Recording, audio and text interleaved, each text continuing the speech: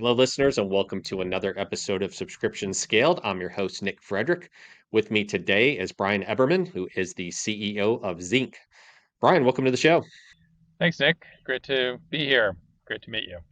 Absolutely. I'm excited to dive in here today and talk about data and analytics, something that's very near and dear to my heart, been a big part of my career, and of course is very important to subscription-based companies as they evaluate where to spend marketing dollars and how to retain customers. But let's start at the beginning here. Tell us a little bit about yourself and how you came to found the company.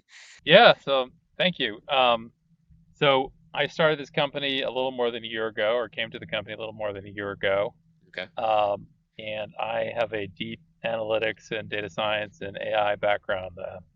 I've actually been running companies in the marketing analytics or data-driven companies for 16 years and been involved in data-driven and AI-driven companies for over 30 years after getting my Ph.D. in AI and robotics.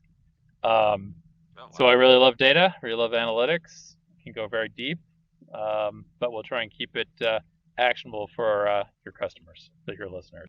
So the way I came to this company Awesome. is, Well, tell us a little bit about the Zeke platform. yeah, I did about Zynk and how I came to Zynk. So I came to the company from another company called Thrasio. Thrasio is the largest aggregator of Amazon brands around. They've raised about $3 billion. Bought, I don't know, 300 different brands on the Amazon and Shopify side, a wide range of products across many, many, many industries. And I was consulting there as an executive consultant on technology and product from late 2020 until I joined Zynk. And what we saw consistently as we engaged in with these companies is they were selling to companies like Thrasio and their ilk because it was just becoming a real struggle to manage the amount of data that they had to manage in order to grow the business. And a lot of these companies were between $1 million and $20 million of revenue. They'd found a really interesting product. They'd sold it through various channels, both Amazon and direct to consumer. Really loved being product people, but as they had to know more and more about marketing and more about analytics and really grow a bigger team, it became a real challenge. And so they end up selling to these aggregators. I think this was driving the whole aggregator business. So we found an opportunity. It was like, well, it seems like there really ought to be a really easy to use but really powerful analytics tool that's easy, inexpensive, powerful that these guys could use to scale their business. And Thrasio ended up investing in the company to found the company, and we ended up taking the technology from a company called Nanigans.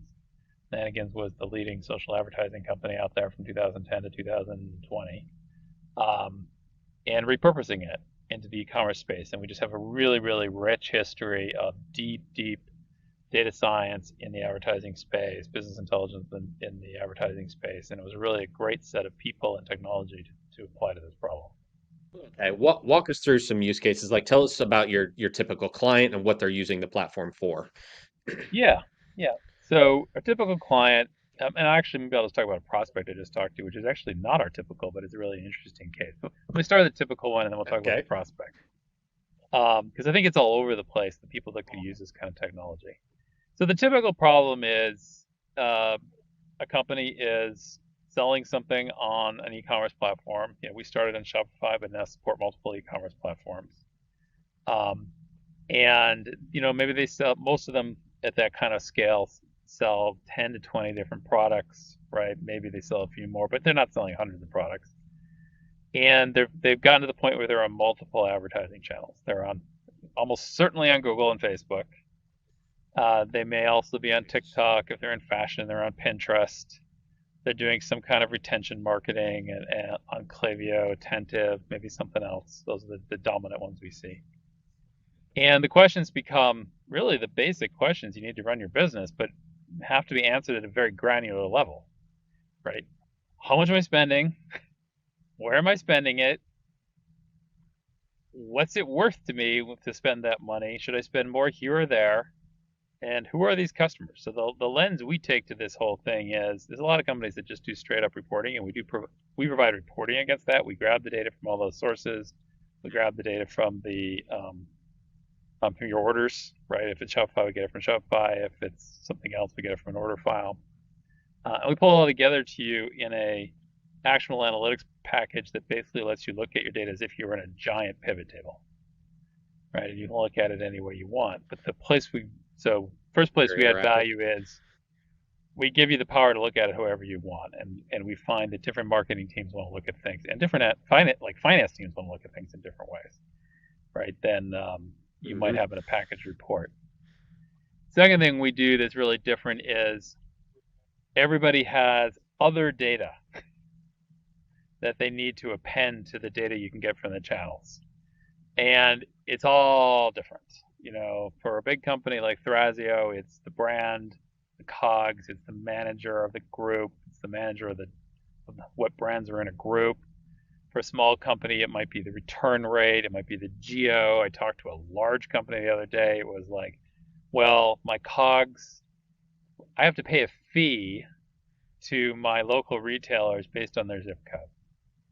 So I need to put that computation into my COGS. Can you do that? I'm like, yes, we can do that. So the next place we really add value is we have basically a low-code, no-code platform on which people can extend the metrics and add data easily into the platform that isn't coming from the channels. And the last thing, which really is relevant to your subscription folks, probably more than anything, and to most companies more than anything, is we take what we call a customer-centric view of the world. That ultimately, Professor Peter Fader at Wharton wrote a book called Customer-Centric Analytics or Customer-Centric Approach. And he's been very famous in this space teaching at Wharton, talking about, look, a company really is its customers. And different customers are worth different amounts. And it's not like you want to get rid of your poor customers, but what you want to do is align your cost structure to the value of your customer. And you want to focus your efforts on the most valuable customers. And if you treat your less valuable customers with less cost. And in these e-commerce companies, what is cost? Cost, 40% of it is advertising, right? So advertising often for most of these companies is 40% of their revenue. Next cost is, COGS, obviously, but that doesn't matter on the customer. And then customer service, right? Retention. So we have a technology based on our long history, because even though the company's only a year old, we have much, much, much longer history of technology, where we can build models of the value of each customer, each individual customer, projected forward, and then also compute what they actually cost you to get. And the thing that's super interesting when we do this for companies is the cost of acquisition and the cost and the values can be 2 orders of magnitude different. You can have a company it costs you $5-10 to get that customer, and it might have cost you 200. Same thing, they might be worth $20, they might be worth $400. But the two aren't aligned. I have yet to see, one of our goals with customers is to align those two things. You spend more to get more value. Right now, mostly we see complete lack of alignment. They're spending very little, and they're getting not very much value customers and very valuable, and the same thing, they're spending a ton and getting customers they really shouldn't have gotten, and then the other one. So it's like they're just completely uncorrelated, to take the statistical term. And so that I think is really important. And in the analysis we've done on a number of companies, is like 30% of their revenue could be regained. These are not small numbers. We're not talking about 5%, 2% here or there. If you could get perfect alignment, which I'm not promising, I don't think it's possible, but the effect is the amount you're missing, right? If you can even get half of it back, you could lift your gross profits by 15%. You were talking a second ago about doing this at a very granular level. Is that saying that you're going down to evaluating that on each individual customer? Yes, we go down to each individual customer, and we can do it for different kinds of companies. In many ways, there's sort of 4 kinds of companies out there, maybe 5 that we see, right? And we have different models for different kinds of companies. There are companies that sell, I know you're focused on subscriptions, so I'll get back to that, but there are companies that basically sell the product to a customer once. right? And there are a lot of those on Shopify. Um, and for them, the lifetime Yeah. value of the customer doesn't really matter. What matters is the cost of acquisition.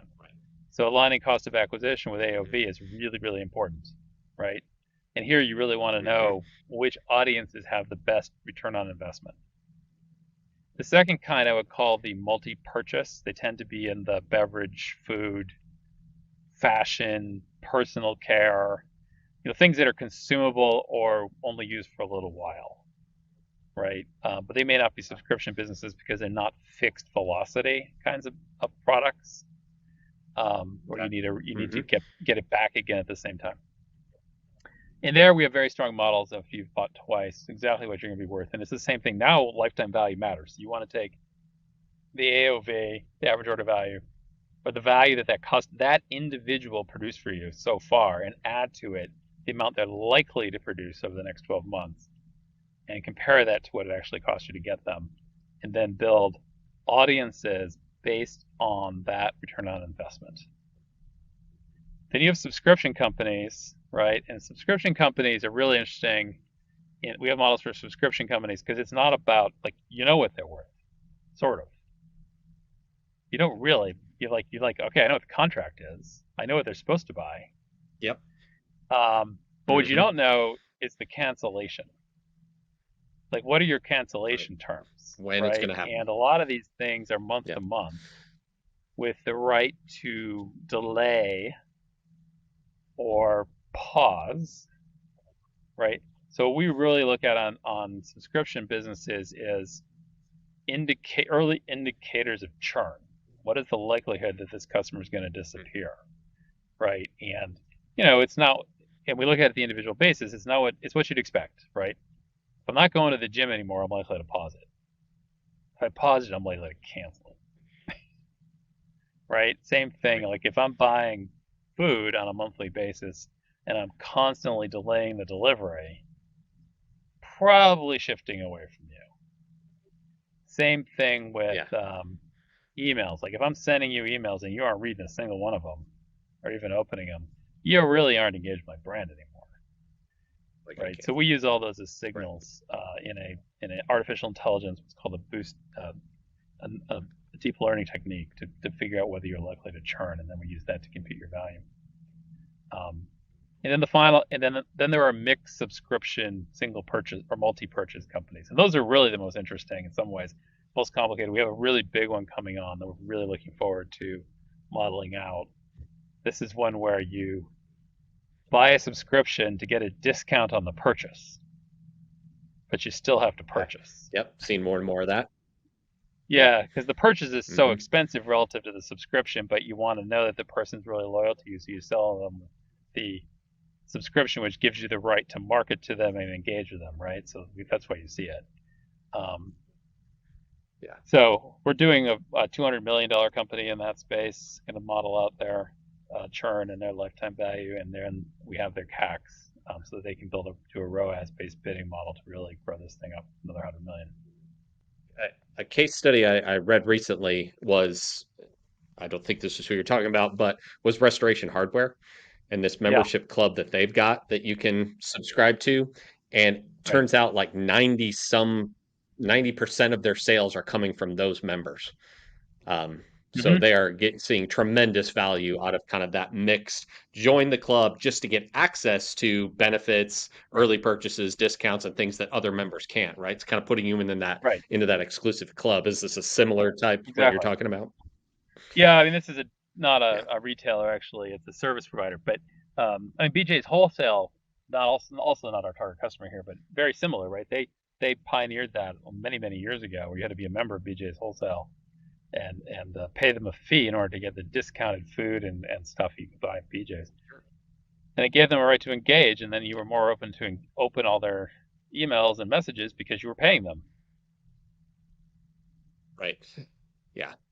In that particular type of bottle, I think the incentive, the consumer incentive there is so interesting. I mean, we've had loyalty programs forever, right? Free loyalty programs where it's just, purchase so Right. much and then, you might get a discount or something like that. But that and if you want to call this paid loyalty, I guess you can, but like these paid membership programs that really in and of themselves might not have a whole lot associated with them. Like you might join this, and then if you don't use it to buy anything, you're not really getting any value out of it. But I think what that does to the consumer, right, is now they're heavily incentivized to your point, open the emails, walk in the store, make purchases because they're like, I paid for this over here. I need to try to extract more value out of it, right? Right. You appear top of mind when they need to make a comparative decision on something they could buy either place. Exactly. Um, and you can expect, I mean, we're going off topic here quite a bit, but I wouldn't be surprised if that's the next move Shopify makes with their shipping, right? I mean, they're going to offer Shopify Prime. They have to. When you're doing all of this churning and modeling out for your clients, what other data are you using? Are you staying within the client's data or are you supplementing in external sources? I mean, how do you get to a model that's, tailored for them? Yep. No, we're sticking to first party data. We're very concerned about user privacy. Okay. So the sources of data are, there's really four. First and foremost, the order file from data from the customer, right? But really, if they're using an e-commerce platform, that would come from the e-commerce platform, which would be the orders and the users, right? And you can get a lot of data about the users from the e-commerce platform. We keep that very private. We keep it secure. We're GDPR compliant, all those sorts of things. And we've run really large companies in the past on the previous company. Then all the advertising sources, right? So we have to get all the cost data from somewhere, and we get it from the actual advertising platforms. That's two. The third one is we stitch it together with a first-party pixel, and we believe strongly that all companies should have access to all the information about the clicks that go on their site and every click that ever happened, right? And they shouldn't have to pay big bucks to get that from a reporting analytics tool. So we provide a first-party pixel that links the UTM codes from the advertising to the actual traffic and experience on your website. And we give full access to that to the customer so that they can explore. They can do things we don't do, which is like path optimization and page optimization. We don't do that.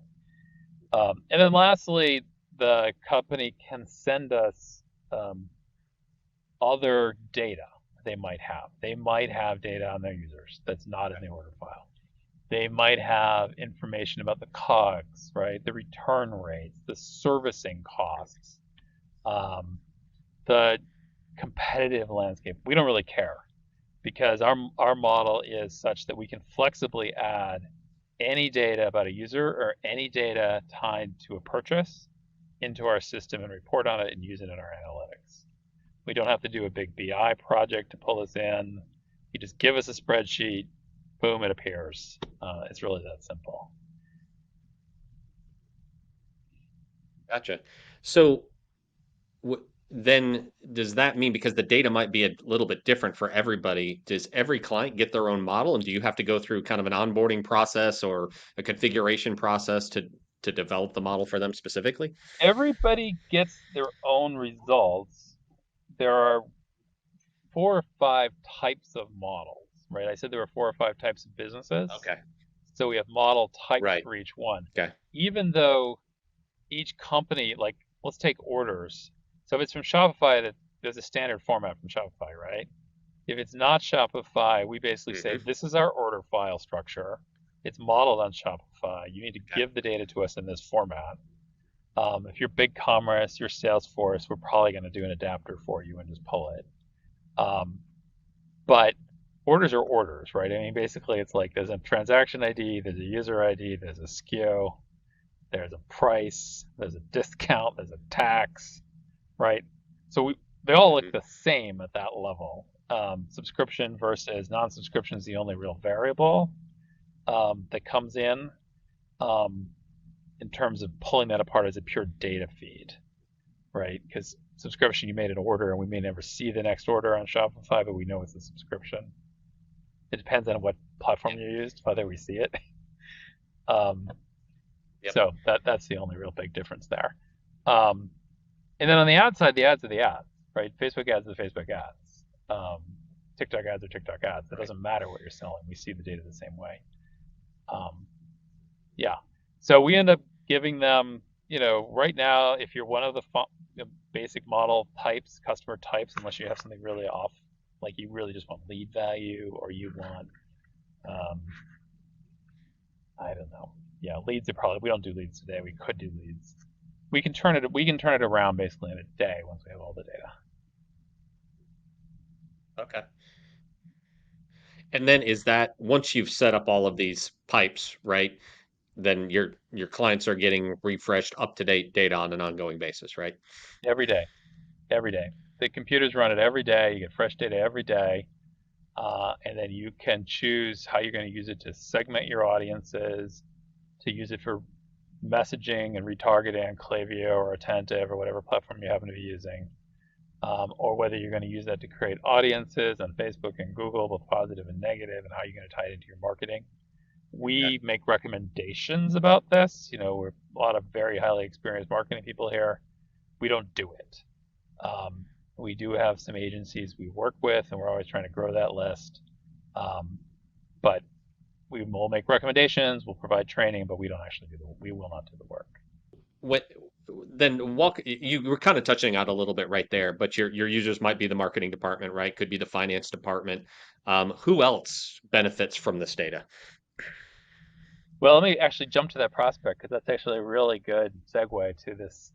So marketing is Okay. our major user. So marketing and agencies are the major user right now. But I had a call this morning with a finance, an FP&A person. And this was an FP&A person for hire, basically. Does it for a bunch of D2C firms or e-commerce firms. And, it's not a surprising question, which is what is my revenue going to be in the next 6 months? What's it going to be by product? How many of those products am I going to sell? And what does that mean about my inventory stockouts and inventory repurchase rates that I have to get to maximize my turns, right? Because if I don't maximize my turns, I'm not maximizing my use of capital, right? So this person I spoke to is like, I need a platform that pulls all the data from all the different channels. I need to be able to augment it with a bunch of different rules that I know, and they have to be different for different customers.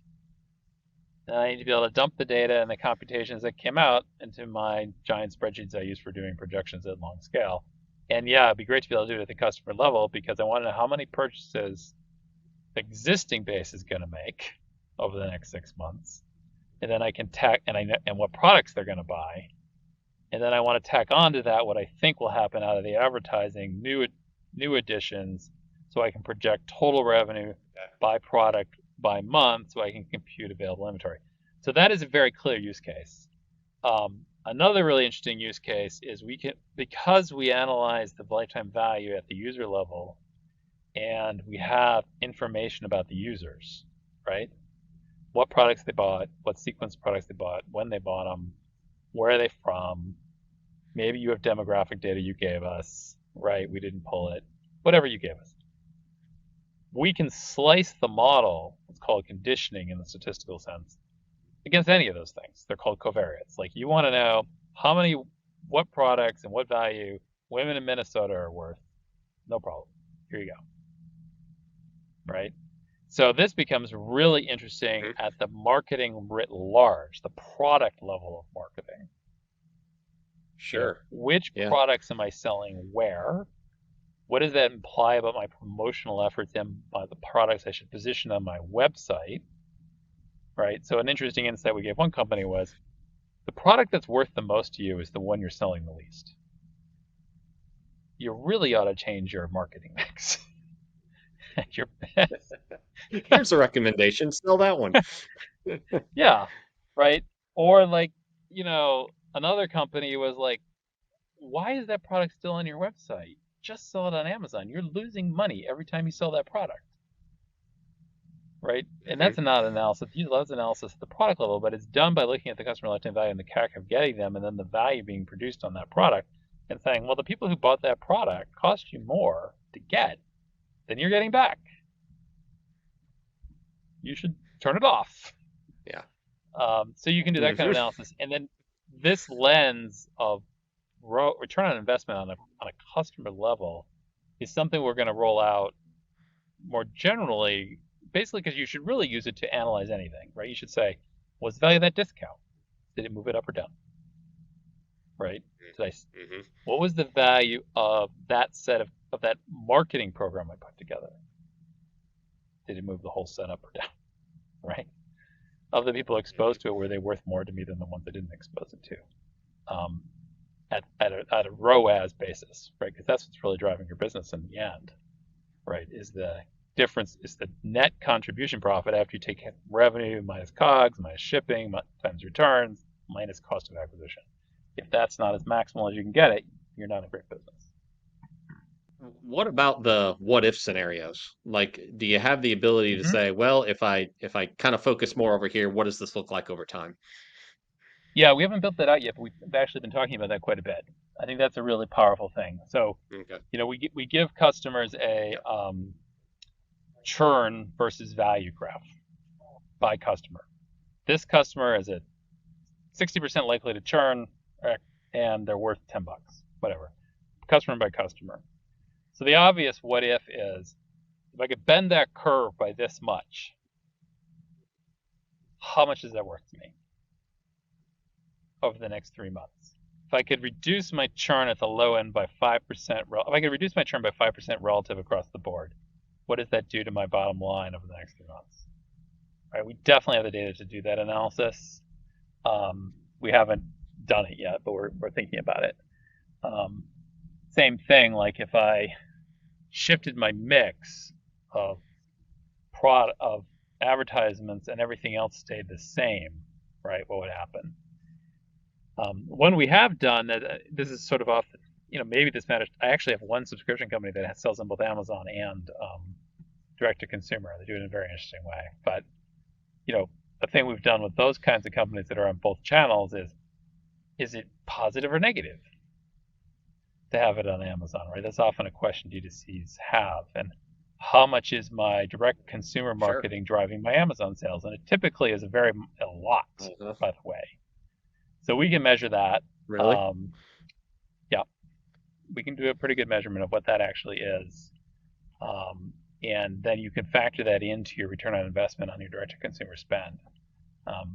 It can be as much as 50% of your Facebook. Yeah, Really? I've seen numbers that big.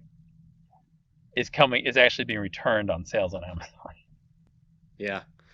Is that looking at showing an ad to somebody and then seeing It the depends on your product. Depends on your product, yeah, obviously. yeah. Yeah, it's just that's an interesting Yeah, I mean, what's happening? The way we look at it, good. yeah, it depends on your product. I mean, there aren't a lot of subscription companies that are doing Amazon, but what we see is that it's what you'd expect. I Mhm. see an ad. I get an impression of the ad. It describes an offer that makes sense to me at the moment, right? It looks interesting. I'm Amazon Prime, right? Because a huge fraction of people are. Or they're like, well, I want to investigate this product. They go to Amazon, and what we see is a direct correlation of your impressions and your searches on your organic, on your branded terms. And we can line them up. And we're like, this many sales on your branded terms is actually coming from your direct to consumer Yeah, advertising. amazing.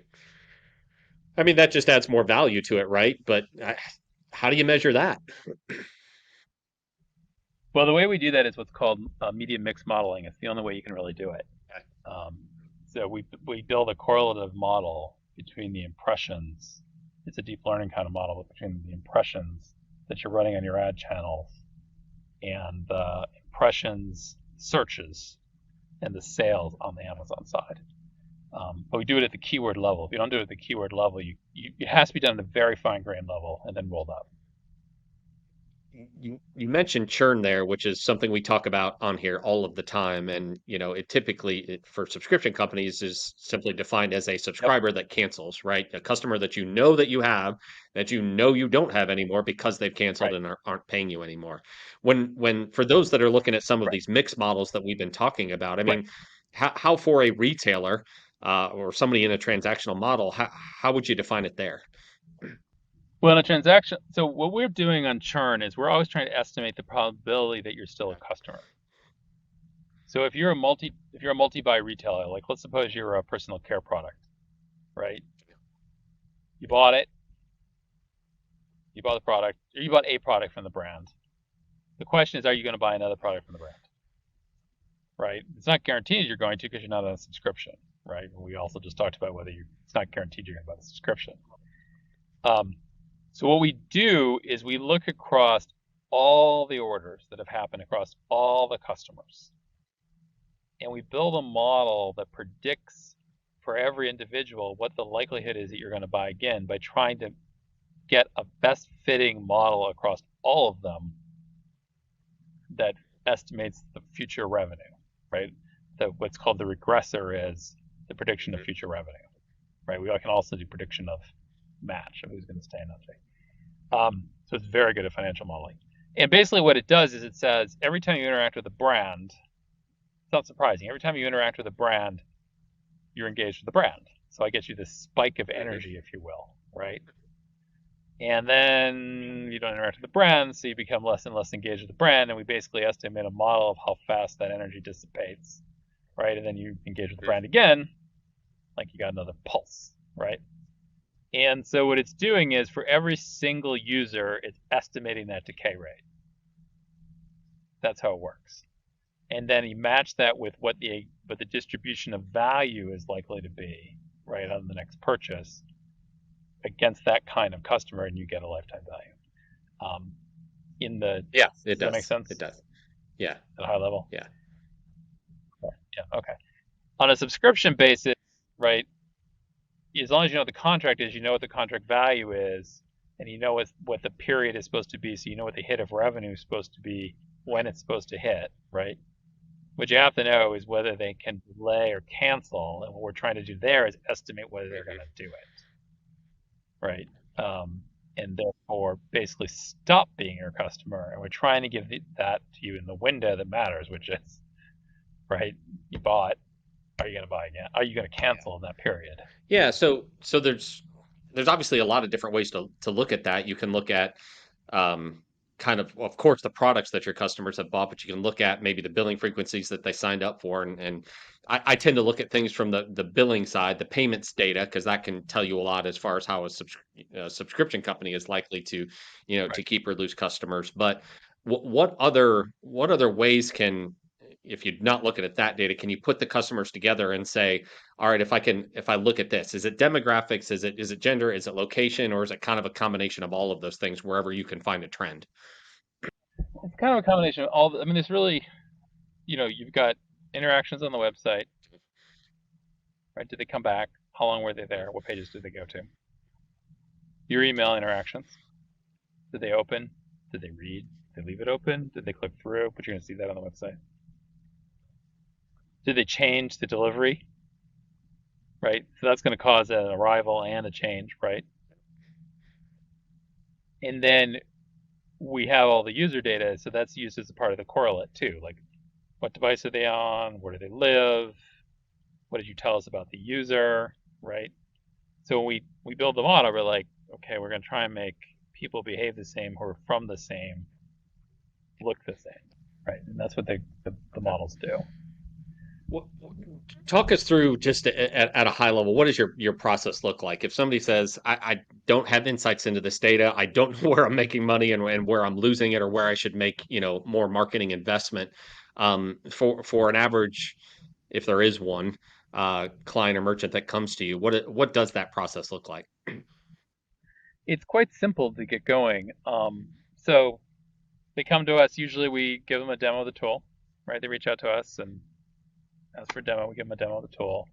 It's usually a 30-minute, 45-minute meeting. Talk about what their problems are, what they're trying to optimize, how they think about their users, what they already know about their business, what the core features are, what channels they're on, right? Make sure there's a match.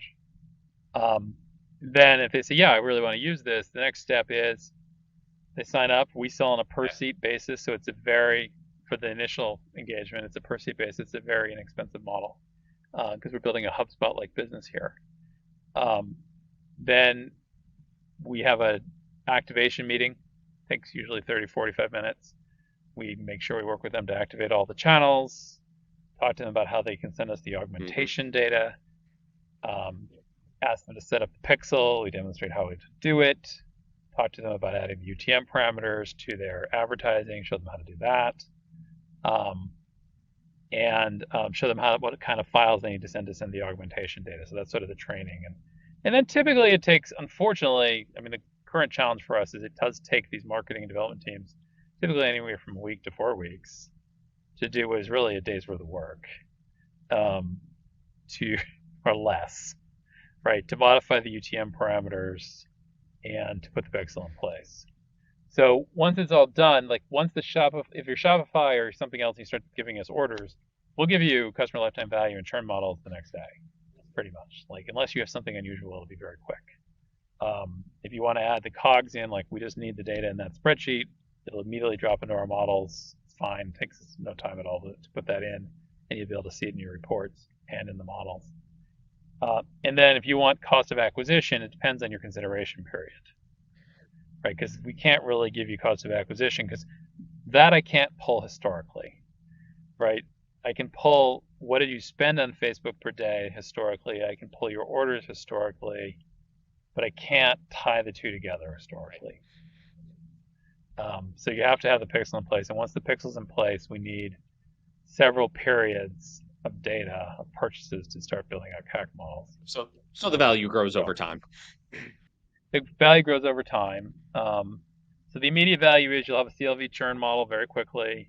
You can immediately start looking at your performance by channel, your performance by ads. You can do reporting. You can simplify your data management, your data analytics, your reporting. Like I talked to an agency today, spending 8 hours a week just doing reporting. I'm like, well, it'd take you 5 minutes, right? I mean, that's money in your hand. Then the CAC will build out over the next couple of months. Probably takes a couple of months generally, and then you'll get an update immediately once you have enough data. And then you can start building out ROAS-based models on your ad platforms. You can start making decisions about your products, right? And so the way we structure it is straight analytics, straight engagement is a per seat model. Our pricing's up on the website. It's very clear. It's very simple. It's designed to be a shared model so that the D2C uses those seats. They share it with their advertising team. The advertising team, the agency can buy their own seats, right? They can both see the same data. The agency can use their seats for other customers, right? So we're just trying to have that kind of model. And then the individual customer analytics, as they become available, cost a little bit more per customer than the average number of buying customers you have per month. But it comes later as you start getting the value.